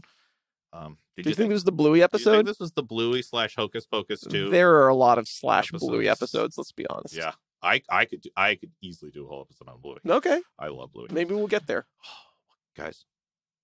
We'll get there. Any more? I mean, I've already talked about them. Okay, I still have. I have one more legit rant, and then one that's like a borderline rant. I just wanted to follow that up. The other with like the sexual innuendo that like Fester and Thing could have and have already had a relationship. Yeah. But then like when Debbie shows up, like she fillets Thing. Yeah, she sucks on his finger. She's good with her hands. That was the joke. What the fuck? Because he's a hand. What the fuck? I think yeah. It was too far. It was again too far for this movie. Yeah. Yeah, and just a sign of her coming in completely misreading what this family likes. They need a nanny, and Fester just needs to be loved. Yeah, that's literally it. Like, and what's really, I understand she's the villain of the movie, but like if she wanted money, they would just give her money. Oh, they would. Yeah, because she's never out in the normal world. Right. She's never encountered someone who would just Gomez throws money at everything. Yeah, doubloons. They have plenty. Like not even money. They like are gold not wanting. Doubloons. Yes, they are not wanting for cash. They are not strapped. Yeah, and they're generous. That's what I mean. They donate in the first movie. They donate the whatever. Right. The finger trap, and then they buy it. And then they buy it. $60,000 or $60 million? $6 million? I don't know. It was ridiculous. I think it was $60,000 because it was a charity auction. Yeah. Oh, it was a charity auction for widows and orphans. Thank you, Morticia. Right. Of course. I just think of those widows and orphans. We just need so many more. Right. Oh, that was like that's kind of the level of comedy that then they go, oh, that really worked. And in 2, let's just fill 2 with like that. Those kind of quick blink and you'll miss them. Anywho. They're a very giving family. This goes into my last rant. The first movie depicts them as not, and there's a little bit of it in 2 where they're like, the Addams are not violent people. Correct. The first movie in particular paints them as murderers. They are the definitely movie depicted opens as with more them dumping boiling water and or oil on carolers. Mm-hmm. Those people are like, A, they're dead, they're dead. Like from burns, Mm-hmm. B, from having water dumped on them from or oil mm-hmm. from 3 stories up. Mm-hmm. Like they're just dead. Yeah. Interestingly, there's nothing in the cauldron when they dump it out. Just smoke. Just smoke. It's just for the opening credit. Right, but comes out. Pugsley steals a stop sign in the first movie. And they there's the effect of like all the crashing. Yes, like and they what sounds like a car pileup. Yeah, multi-car pileup at high speed, mm-hmm. and they just delight. Yeah, they 100% revel in it. And then I do like that. I mean, I know what you're saying, but I do like that his room is full of stop signs. His room is full. This is not the first time he's done that. Yeah. They are like straight up murderers. Yes. Whereas instead they are just supposed to be delighted and interested. Yes, they're delighted in the and they lean more into that in the second movie. But they don't. They're not a danger to people. They're not. Like the conceit of the Addams is that they are generous, they are kind, they are a supportive, loving family, and that first movie just so egregiously misses the core DNA of who they are. The message is supposed to be you're scared of these people because they're different. How they look and how they're different than you. But when you actually get past that, look at how lovely they are and how much they relate to you. What a great message. But in the first one, it's like, no, you should legit also be kind of afraid of them because they might boil you alive. And Gomez is going to slash you up with a sword and delight in it and like possibly dismember you. Yes. So yeah, I thought it's a miss of the first movie, and I'm glad that they go back to they pull back from it, but they don't. Yeah, they don't. I mean, it's too late to undo it. Exactly, and that's exactly what it is. They don't emphasize it anymore. Correct. Yep. So that's my last rant. Okay, my last legitimate rant has to do with comeuppance, and I think Debbie needed more comeuppance. More comeuppance than being electrocuted to ash. Yeah, because she was kind of electrocuted by ash by like a baby who did it. Oh, that baby. Who did it like coincidentally? ? Or intentional? I don't know. And I also didn't understand how the electricity came back to her, but didn't harm the baby. I don't know. I'm happy that she was turned to dust. Right. I like that. I guess I didn't understand the mechanics of any of that. Yeah, I guess the part of the comeuppance that bothers me is the baby's involvement in the comeuppance. And I know the baby had to get there because the baby was in. Is the baby's name Pubert? Pubert, yeah. Pubert Addams. Yeah, because they wanted to give him something that he could actually live with. Right. Not one of these bizarre names. Pubert Addams. So yeah, I kind of wish her comeuppance came. Do you call him Bert or Pube for short? Probably because of them. Pubert. They like to go by the whole They're just name going to call him because Pubert. they don't call Wednesday Weds as we do No, in but emails. like that poor kid. Oh yeah, he's not going to care. He's an Addams. He'll own it. He's not going to care. Yeah, I guess what I'm really getting at is like the baby's involvement in the murder. I wish. Well, it's not. Well, yeah. It was. Yeah, it was in her unintentional death. manslaughter, Yeah. I guess. But I wanted her death to be 100% her fault. Her fault. And if the baby hadn't gone up to the airplane that was flying overhead and come back down and land and put the wires together, she would have succeeded. Would she have though? Because like the wires weren't actually connected to anything. So like the Addams were never in any real jeopardy. It was just like her toying with them. Yeah, and also she had cut the wires. I mean, we're getting there on the BQs, but Fester seems to be pretty impervious to like a lot. I have a big question about that. So are they all impervious? I don't know. I do love though when after she gives her whole speech and she's like, "All right," and she's about to flip the switch. Wish me luck. Right. And they're all just like genuinely like, "Good luck. Hope this works out for you." Right. And then the baby causes her to turn it to ash forever. But yeah, I just wanted some stronger comeuppance because that's fair. Yeah, that was more a result of her. Yeah. And her 100%. And then last I have a ranty BQ. Okay. But you've already started to answer it. Okay. So I'll finish it up. So you can go to BQs and I've already given you the big A. You've pretty much, because my ranty BQ is does the loan shark from the first movie know that she has rescued Fester Addams? Gotcha. In the Bermuda Triangle. That's the premise. That Fester Addams has been missing for 25 years. She found him in the Bermuda and she found him and it's raised actually Fester. Yeah, and raised him as her son. Yeah. I have a ranty BQ. The reason that's a BQ is because if she's like primed and ready for this plan, right? To deposit him, as the real Fester because they look alike, right? Which makes you think that she doesn't know. Well, but she's the so lawyer ready. Who says if you shave his head, he's a spitting image of Fester. Exactly. So that's what takes me out, because she doesn't know at all. Because if she knows, why get the lawyer involved? Why have the lawyer be the catalyst for this plan? If she doesn't know, that is too monumental of a coincidence. Yeah. For me to get my head behind. So like whichever way that question is answered, I don't like. That's why it's a ranty BQ. Yeah. But as you said, a lot of rewrites. So that's what I'm assuming. So many rewrites. Because at the beginning, it's like a Mario Brothers scenario in which like the movie is being rewritten as it's shot, and the actors are getting new pages every day. Yes. Which power to them all. Yeah. I can't believe they all came back, and like that's a big question I have. Yeah. What? That they all came back? Why, if the first movie was such a horrific experience, would you agree to do a sequel?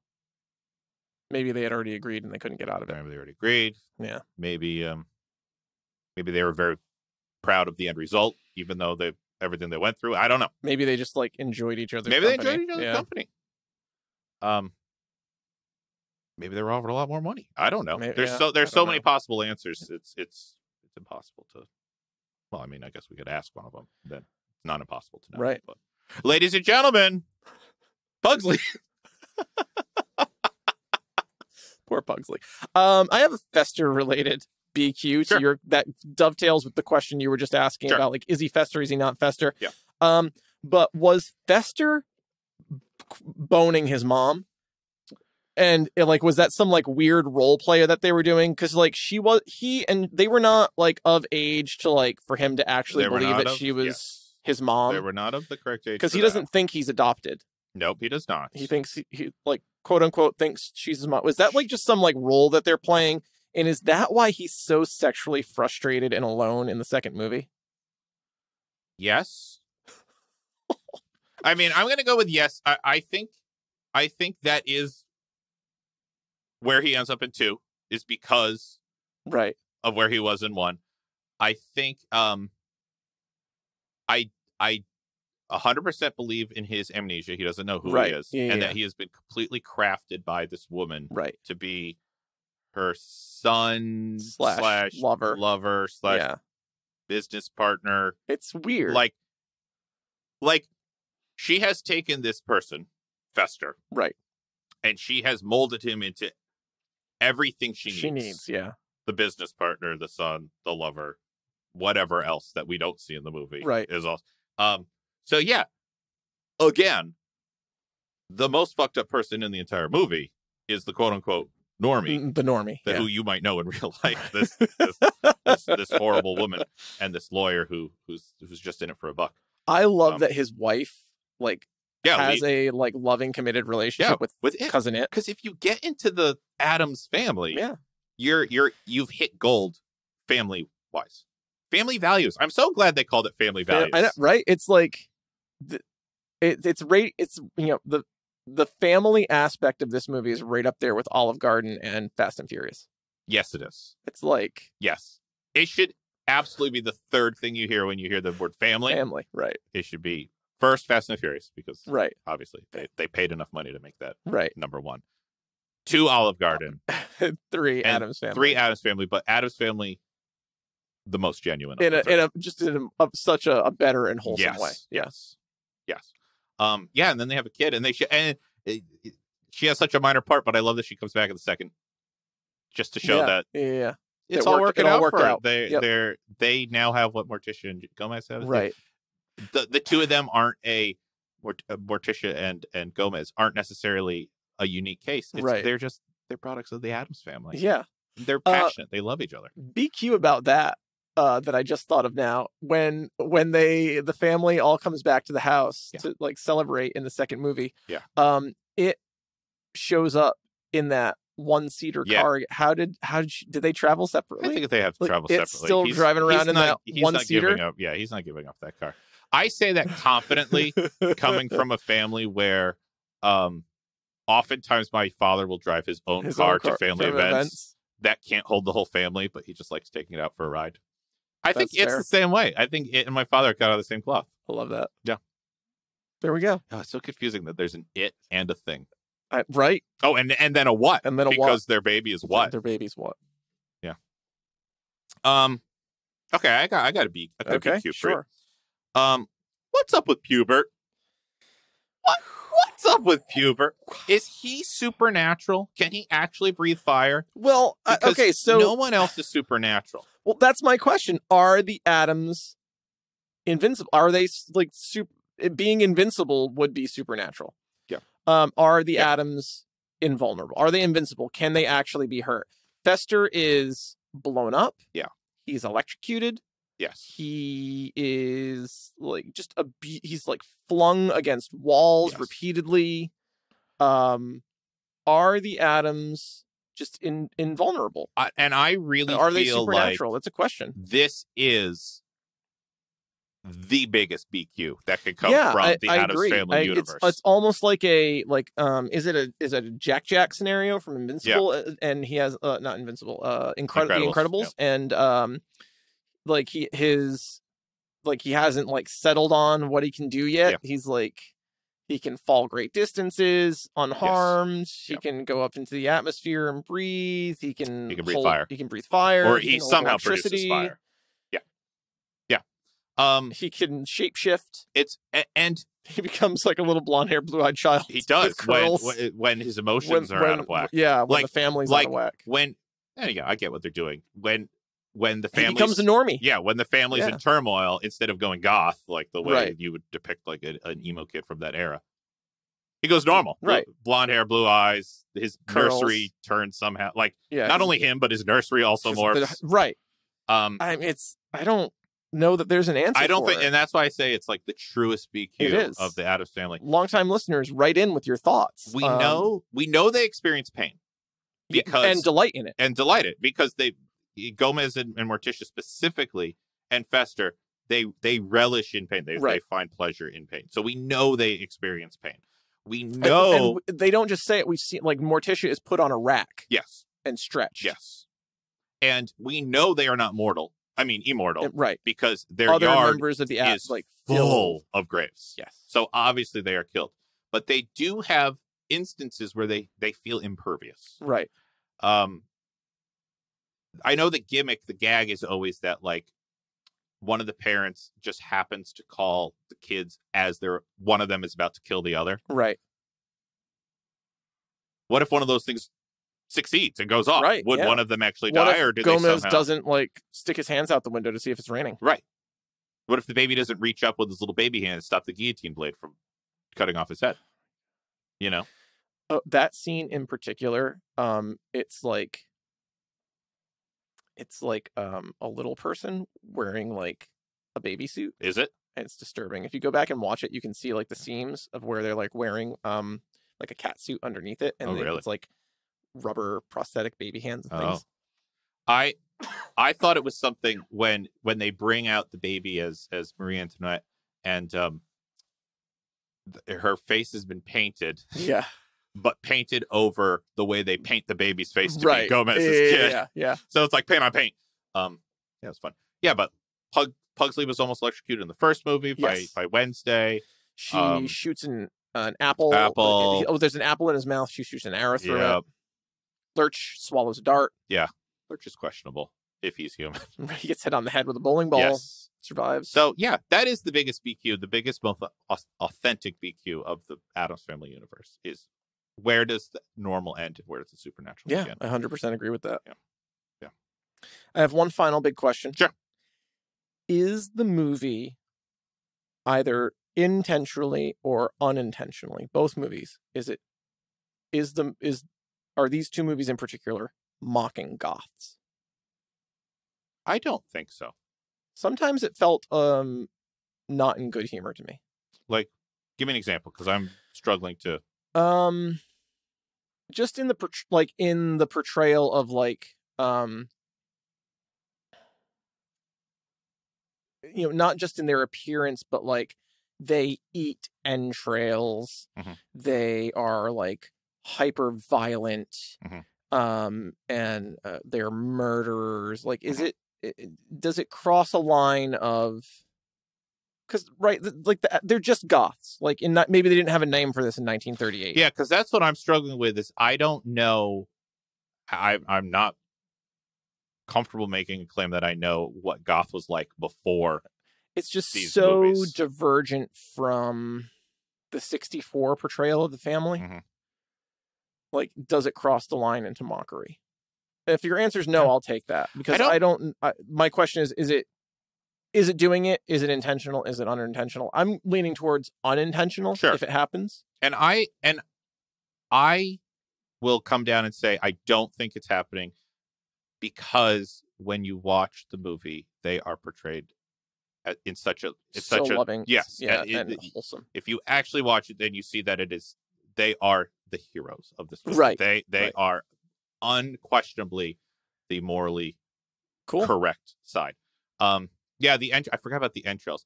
I always got that because Mama is like a witch and she's the one cooking everything. So they've just grown up on what a witch is brewing in her cauldron. Yeah, there is murder that's hard to dismiss in the first. Yeah. I think we both agree that that's a mistake. Yeah. To make the murders in the first 100%. But yeah. Okay. So I come down on I think we both agree, not intentional. Yes, not intentional. If it happens, not intentional. Yeah.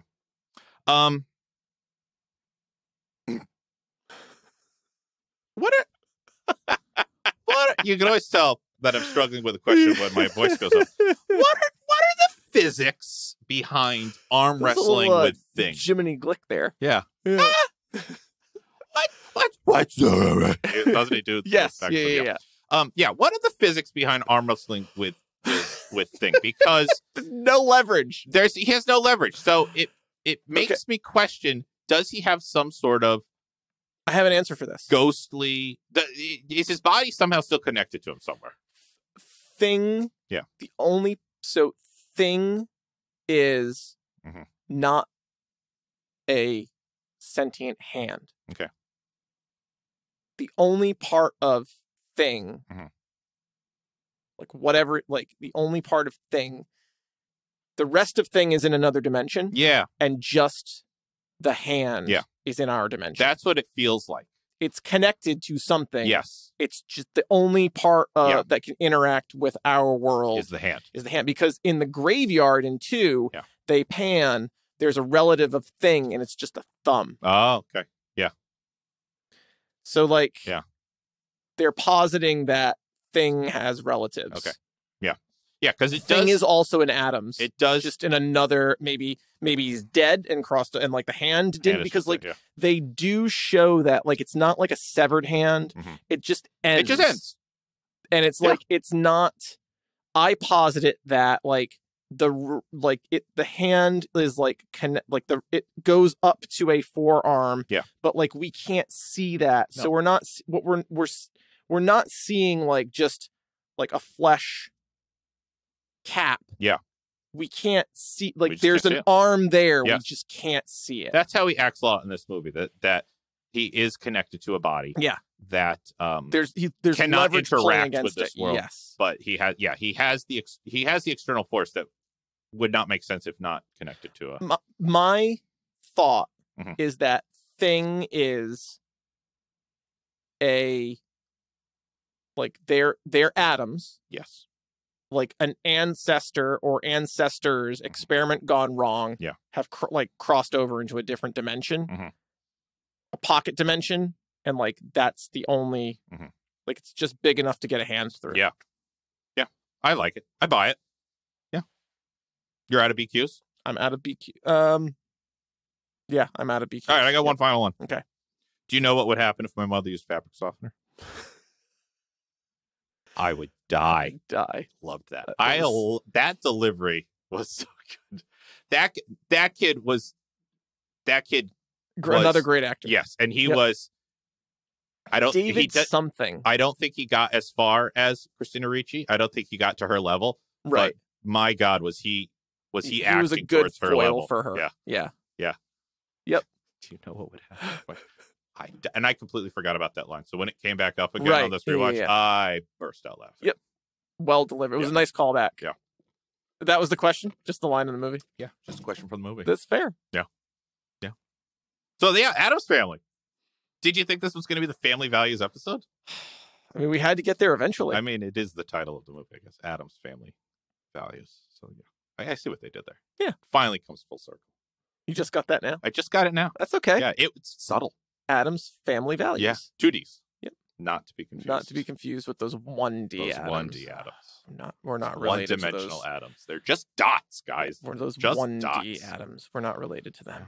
So yeah, happy Halloween. I hope you watch Addams Family, especially Addams Family Values. I hope you watch Addams Family Values. Yeah. And really, you can ignore. You don't have to watch the first movie to enter in on the second one. Yeah. It's a soft reboot. Yeah, you can absolutely watch just the with the exception of you won't know who its partner is when they come back to it. That's really the only thing that you're not going to get. You can make do. Yeah, you can absolutely make do with just watching the second one. If you and I'll come down and say if you want to watch the first one, there's no harm watching it. No, there's no harm. I just don't think you'll enjoy it. And but you will enjoy too. Yeah. That brings us to Shades and Sketch Recommendations. Nailed it. Do you have a Halloween themed one? Because mine is not Halloween themed. It's not Halloween themed. Mine is Halloween adjacent. It's kind of spooky. Okay, then you go first. Because mine's just loosely Halloween adjacent.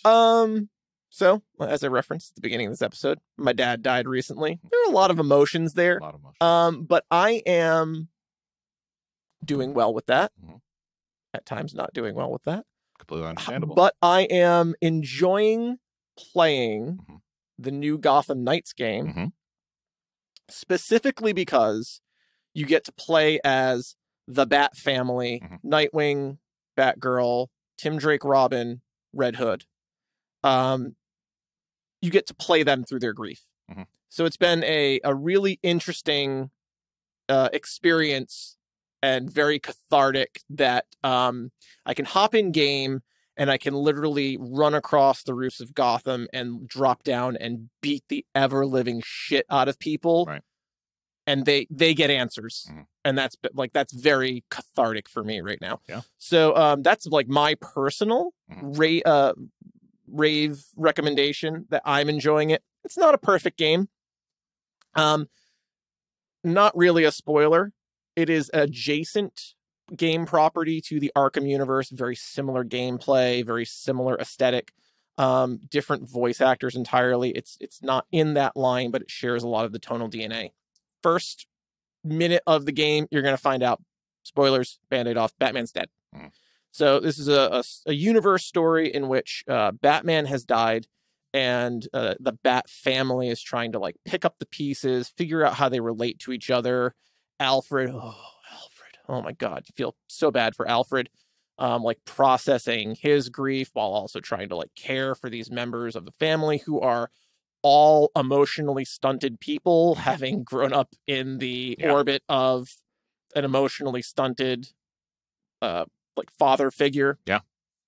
And the psychology of what's happening, it's just like very, very well laid out and constructed. The world is beautiful. It is a great like kind of set piece story in the vein of like an Uncharted. The cinematics are absolutely beautiful. The graphics could have been a little bit better, but like they need to get the game out. Warner Brothers is in complete utter disarray right now. I will forgive it. It's like visual shortcomings at times. Nothing feels unfinished. At what point do we stop saying right now after Warner Brothers is in disarray? I feel like that's been true the entire length of this podcast. I agree. Give them a chance, guys. Any no, day now. I don't feel. That's not to say they'll right the ship, but like as game developers, I gotta give them a pass. Like the studio behind them is a shit show. So I will forgive a few like graphical things, but the cutscenes and the set pieces are like beautiful. They're fun to play, but then it's also a sandbox game in the vein of like PlayStation Spider-Man. And if you enjoy that, then you don't have to play the story at all. You can just grappling hook around Gotham and parkour rooftops and like stop crime at a boots on the ground level. Nice. And that is more true in like that any of the Arkham games have ever been. You don't ever need to do the mainline story of the game. Like the Arkham games, you could go out into Gotham, but you were always like, no matter what you did, you were progressing the story of the game. And you were restricted also on what you could do. And you were restricted of where you could go and what you could do. Zero restrictions here. If just like swinging around the city and beating up boot level crime is your thing, you've got it. So it just feels in many ways, it's not original. In many ways, the story is predictable. I'm not through it yet, but I have a pretty good idea of what's happening and who the big bad villain is. But this is a comic book game, and very much a comic book game. So it's going to suffer from the tropes of comic books, and it's not trying to be anything other than that. So I give it really high marks. I'm really having a lot of fun with it. I think it's worth the sticker price.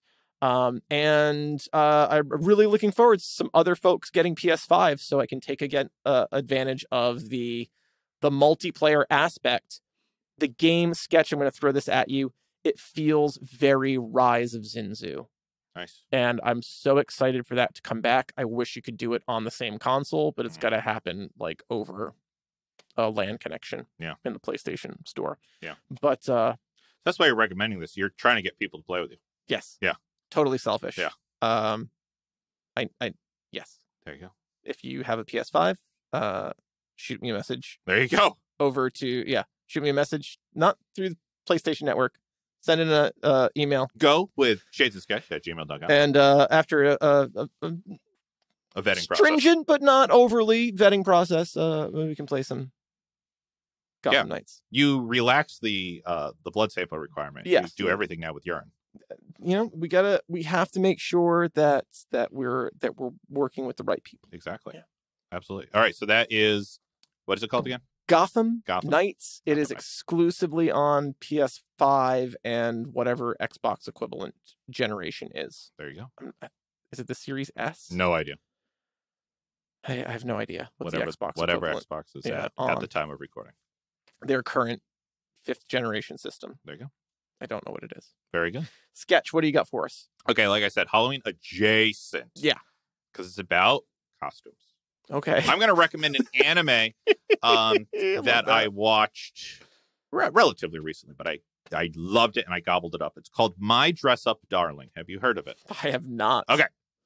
So it's a rom-com. I've been getting into rom-coms lately more than the action shows, but I don't know. Whatever that says about I my like life. one that I like ones that incorporate both of those things. I do too. Standalone rom-coms are not my thing. Well, here's the thing with this anime, as with most animes, it's centered around a theme. Mm-hmm. And the theme of this one is cosplay. Okay. So it is very slice of life. There's nothing fantastical about it within reason, other than the fact that that is an anime. It centers around the main character, who is a high school boy, typical, named Wakana Gojo. Okay. And Gojo is very unique and kind of self-ostracized from people his own age, because he is rather obsessed with Hina dolls, which is it's a type of doll in Japan. They're very traditional. They're used for like holidays and things like. They're not like playing with dolls. They're like art pieces. His grandfather is a well-respected Hina doll creator, and he hopes to one day follow in his footsteps. Okay. So, but because of such, he doesn't feel very manly. He doesn't feel like he gets along with his classmates. He doesn't put himself out there to expose himself to potential ridicule, things like that. So he's completely content just working on his craft, perfecting it, so on and so forth. Well, through circumstances, he has to use his school's home ec lab at the sewing machine to work on one of the little dresses that the Hina doll he's working on needs. And in doing so, he meets the second lead of the show, which, if I remember her name right, is Marin Kitagawa. And Kitagawa is an otaku through and through. Oh. She is obsessed with anime, video games, manga, everything. And she loves to cosplay. Okay. And she is teaching herself how to cosplay. And she is terrible. She's not terrible, but she's obviously a beginner. Right.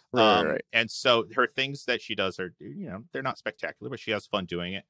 And when she meets Gojo and sees his level of craft, she hires him to create for her.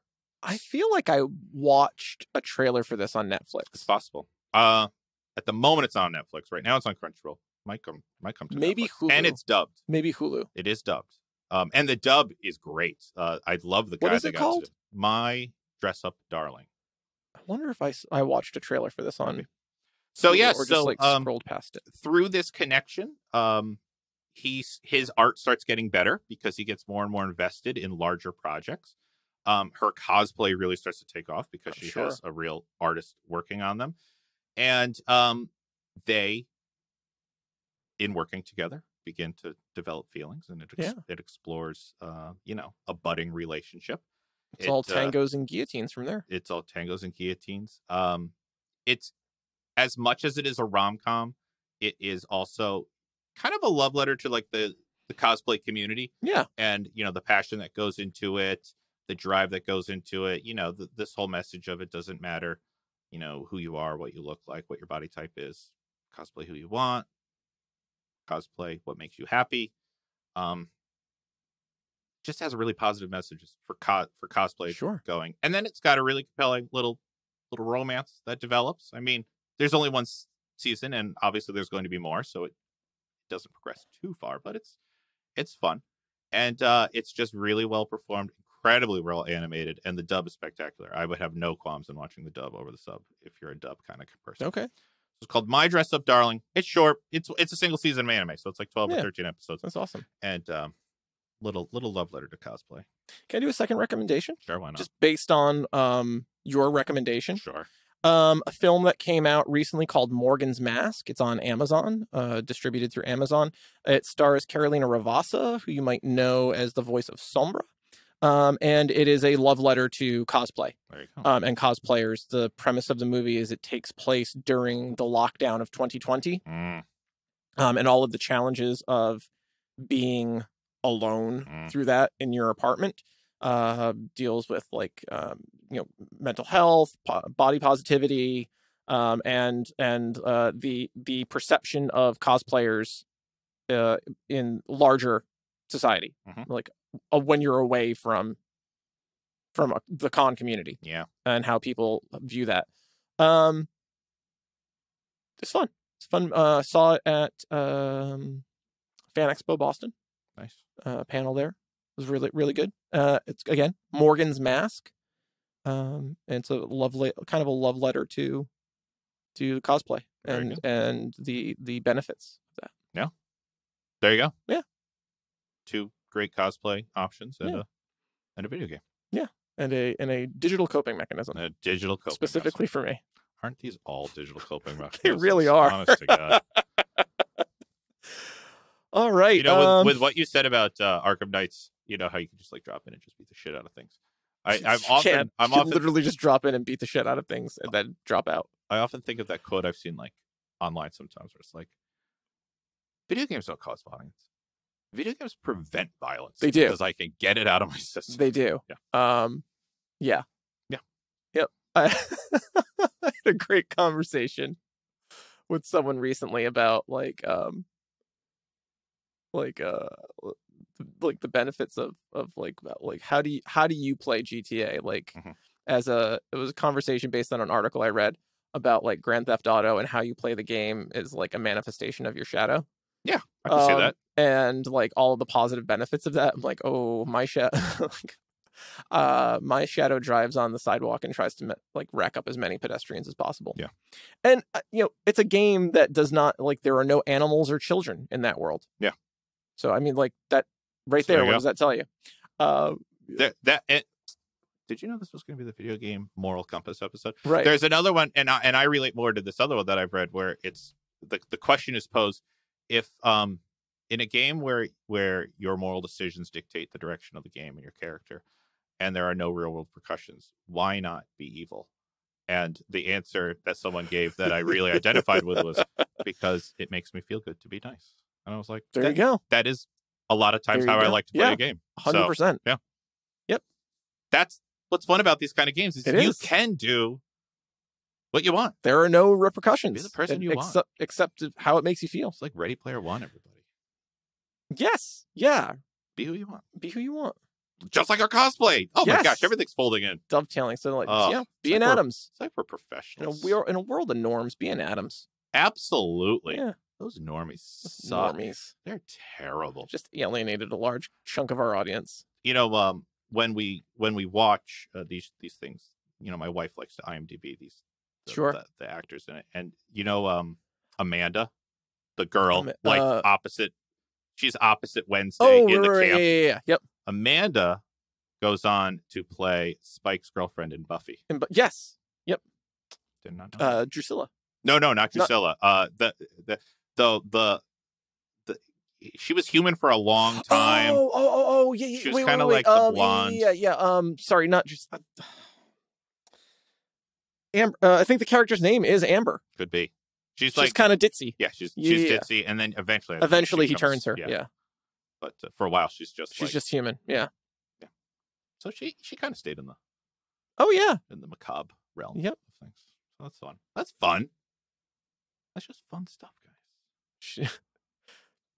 One last big. Did she drown? Did she actually drown, or we see her later? No, we see her later.